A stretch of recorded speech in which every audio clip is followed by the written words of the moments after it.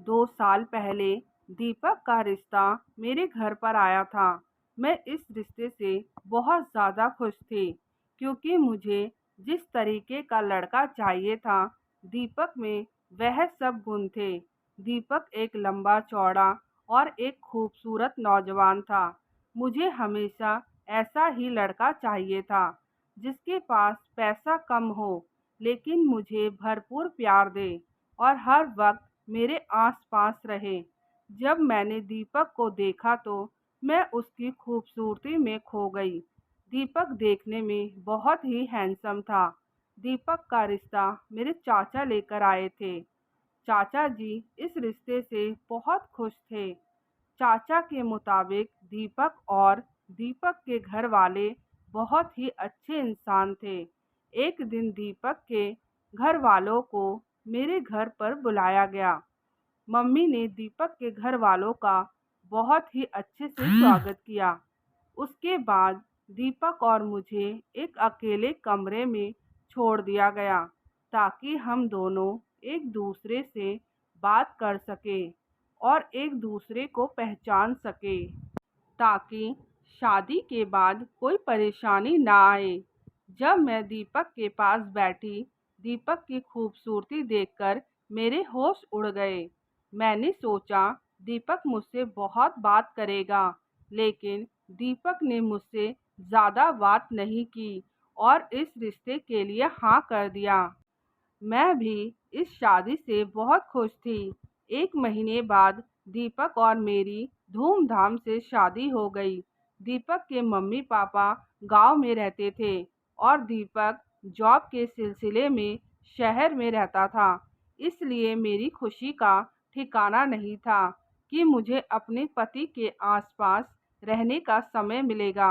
यहाँ पर परेशान करने वाला कोई नहीं होगा। शादी के 1 हफ्ते तक दीपक और मैं गांव में ही रहे। उसके बाद दीपक मुझे शहर लेकर आ गया।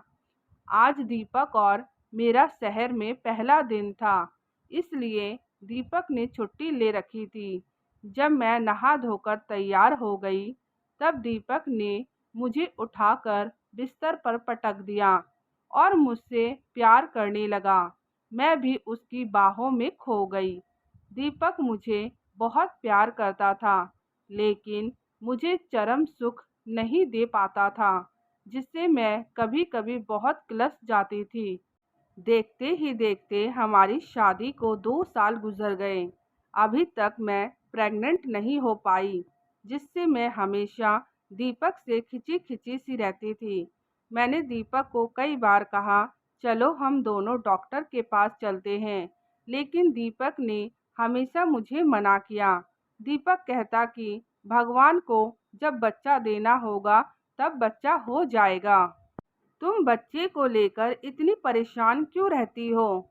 मैंने दीपक को कहा, हमारी शादी को 2 साल गुजर गए हैं, अभी भी मैं माँ नहीं बन पाई। पता नहीं तुम्हारे अंदर क्या कमी है, जिस वजह से हम दोनों को बच्चा नहीं हो रहा है। मेरी इस बात को सुनकर दीपक मुझसे किलस गया और कहने लगा, तुम ऐसा कैसे कह सकती हो कि कमी मेरे अंदर ही है? क्या पता तुम्हारे अंदर भी तो हो सकती है। मैंने कहा, फिर डॉक्टर के पास क्यों नहीं चलते हो? जिसके अंदर भी कमी होगी, डॉक्टर हमें दवाई देगा। लेकिन दीपक मेरी बात कभी नहीं सुनता। उसके बाद हम दोनों में दूरियां बढ़ने लगी। एक दिन हमारे घर पर दीपक के बड़े भैया रहने के लिए आए, जिनका नाम विराट था। विराट दीपक का सगा भाई नहीं था, लेकिन दोनों में बहुत बनती थी। विराट यहाँ पर जॉब के सिलसिले में आया था, इसलिए कई दिन तक हमारे साथ ही रहने वाला था। दीपक ने मुझसे कहा, विराट भैया यहाँ पर कुछ दिन रहेंगे, उसके बाद चले जाएंगे। लेकिन दीपक को क्या पता था हम दोनों के बीच क्या होने वाला था। विराट बहुत ही सुलझा हुआ इंसान था। जो उसको कहना होता था, मुंह पर ही बोल देता था। दीपक के ऑफिस जाने के बाद विराट और मैं घर पर अकेले ही रहते थे। इसलिए विराट और मैं खूब बातें करते थे।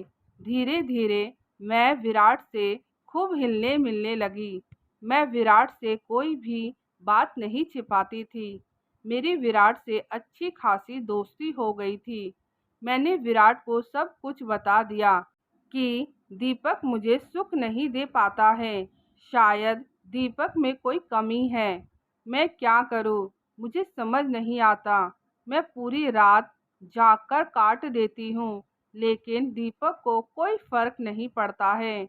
विराट को भी मेरी परेशानी समझ आ रही थी कि मेरे ऊपर क्या बीत रही है। विराट ने दीपक के सारे टेस्ट करवाए और इस तरीके से करवाए ताकि दीपक को कुछ पता ना चले। जब टेस्ट के रिपोर्ट आए तो हमें पता चला कि दीपक कभी पापा नहीं बन सकता है। सच्चाई को जानकर मुझे बहुत रोना आ रहा था कि मैं कभी माँ नहीं बन पाऊंगी। मैं विराट के सामने अपने आंसू को रोक नहीं पाई। विराट ने मुझे खूब हौसला दिया, लेकिन मैं संभल नहीं पा रही थी और विराट को कस कर पकड़ लिया। उस समय मैं अपने होशो हवास में नहीं थी। विराट मुझे अपने आप से दूर करने की कोशिश कर रहा था, लेकिन नहीं कर पा रहा था। उसके बाद हम दोनों वह गलती कर बैठे जो हमें नहीं करना चाहिए था। जब हम दोनों होश में आए तो मुझे बहुत ज़्यादा पछतावा हो रहा था कि अगर कहीं दीपक को पता चल गया तो दीपक मेरे बारे में क्या सोचेंगे। दीपक तो मुझे तलाक दे देंगे। विराट उठकर अपने कमरे में चला गया। विराट मुझसे नजरें नहीं मिला पा रहा था। विराट अगले दिन ही मुझसे माफ़ी मांग अपने घर वापस लौट गया और जाते वक्त मुझसे कहने लगा, हम दोनों के बीच जो भी हुआ तुम इस बारे में दीपक को कभी मत बताना, क्योंकि दीपक इस चीज़ को बर्दाश्त नहीं कर पाएगा।